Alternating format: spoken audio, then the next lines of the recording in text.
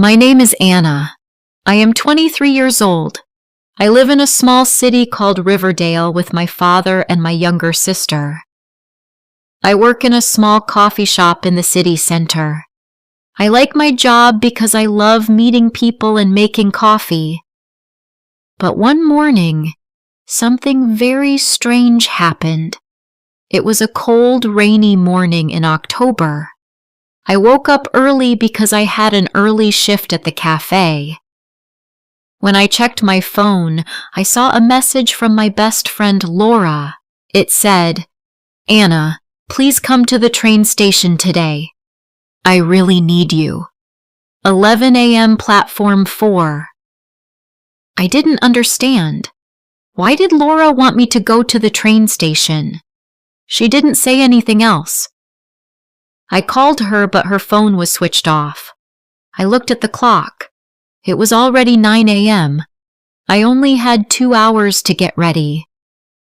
I put on my favorite jeans, a warm blue sweater, and my black boots. I grabbed my raincoat and my small black umbrella. My dad was making breakfast. I told him, "Dad, I have to go to the train station. Laura needs my help." He looked worried. "Be careful, Anna. Call me if you need anything," he said. Outside, the rain was falling heavily. I walked to the bus stop. The bus was crowded with people going to work. I stood near the door and watched the foggy windows and the city streets passing by. After 30 minutes, I reached the train station. It was big and full of people. Everyone was rushing with bags and suitcases. I looked for platform 4, but the signs were not clear. It took me 10 minutes to find it. When I reached, Laura was not there. I waited 10 minutes, then 15, then 20. Still no Laura.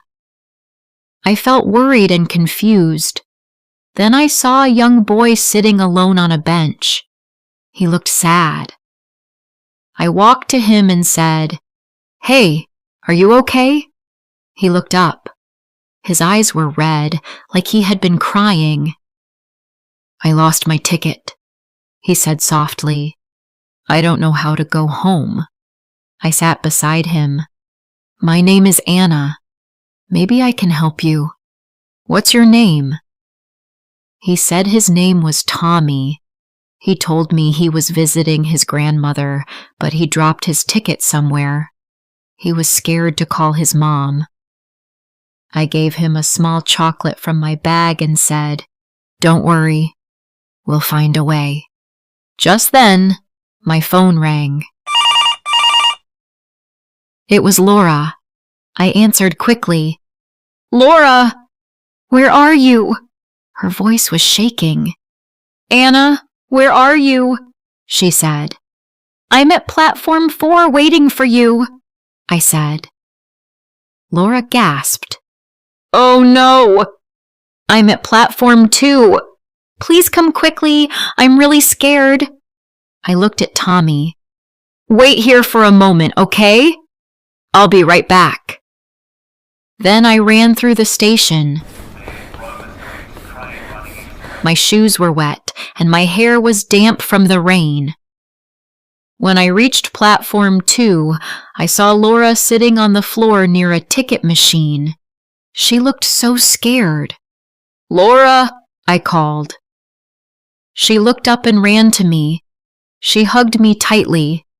"Anna, I didn't know who to call. I was so scared," she said. "What happened?" I asked. She whispered, "I think someone is following me." My heart started to beat fast. "Who? Why would someone follow you?" I said. "I don't know," she said. "I saw a man on my bus. He kept looking at me. When I got down, he got down too. Now he's here somewhere." I looked around. Many people were walking by. Then Laura pointed slowly toward the small cafe. "That's him," she whispered. I saw a man in a dark green jacket and a black cap. He was pretending to look at his phone. I said, "Stay here. I'll go talk to him." But when I stepped forward, the man looked at us and quickly walked away. We watched him disappear into the crowd. Laura said, "Do you believe me now?" I nodded. "Yes. Let's go tell the station security." We went to the help desk and told a kind lady everything. She called a security guard. The guard listened carefully and said, "Don't worry. We'll check the cameras." Laura looked calmer now. She squeezed my hand. "Thank you, Anna. I don't know what I would do without you." I smiled. "Next time, send me the right platform." We both laughed a little, but I was still worried inside. Then I remembered Tommy, the little boy. I told Laura, I need to help someone else too. We went back to platform 4 and found Tommy still sitting there with his small bag. Laura sat beside him while I went to the ticket counter. I told the lady what happened. She said she would call Tommy's mother. When his mom arrived, she hugged Tommy tightly. She thanked us again and again. I felt warm inside. It felt good to help. When we left the station, it was still raining.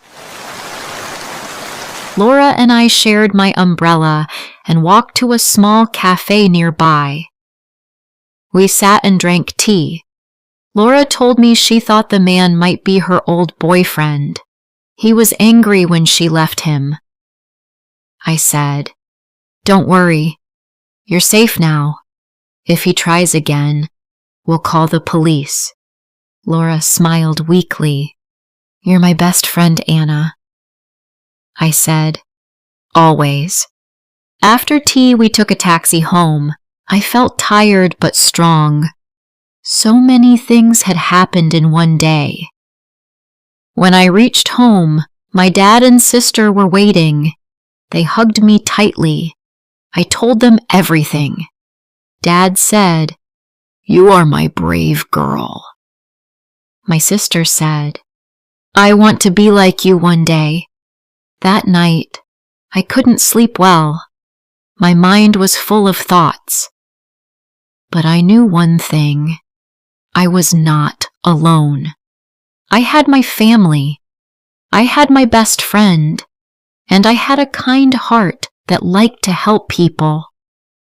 A week later, I was making coffee at the shop when someone called my name. I turned and saw Tommy and his mother. They brought me a box of homemade cookies. They said, "Thank you for helping us." I felt so happy. That day, I understood something important. Sometimes scary things happen, but if we stay brave and kind, we can face anything, together. Have you ever helped someone in need? Tell me in the comments.